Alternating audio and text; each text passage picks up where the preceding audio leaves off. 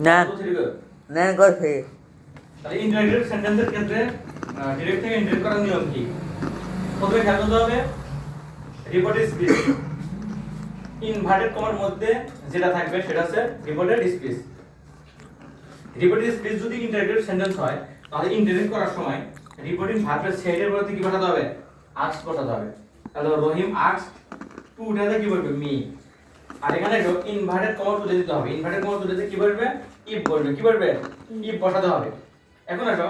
এটা কি সেন্টেন্স আছে এটা আছে ইন্টারোগেটিভ সেন্টেন্স এটাকে অ্যাসার্টিভ করতে হবে অ্যাসার্টিভ করতে গেলে আমাদের প্রথমে কি দেখতে হবে সাবজেক্ট দেখতে হবে সাবজেক্ট কি ইউ ইউ সাবজেক্ট ইউ কোন পারসন আছে সেকেন্ড পারসন যদি সেকেন্ড পারসন হয় এই সেকেন্ড পারসন কাকে ধরবে মি কে ধরবে এখন ইউ কোন অবস্থায় আছে ইউ আছে সাবজেক্ট অবস্থায় তাহলে মি এর সাবজেক্ট ফর্ম কি আই আর এখানে আছে আমাদের প্রেজেন্ট কন্টিনিউয়াস তাহলে আমাদের ফার্স্ট কন্টিনিউয়াস করতে হবে তাহলে আই কি দেব আমরা আই ওয়াজ রিডিং এখানে মাই আছে না মাই কোন পারসন ফার্স্ট পারসন কাকে মাই দেবে কাকে রহিমকে রহিমের প্রোনাউন কি হি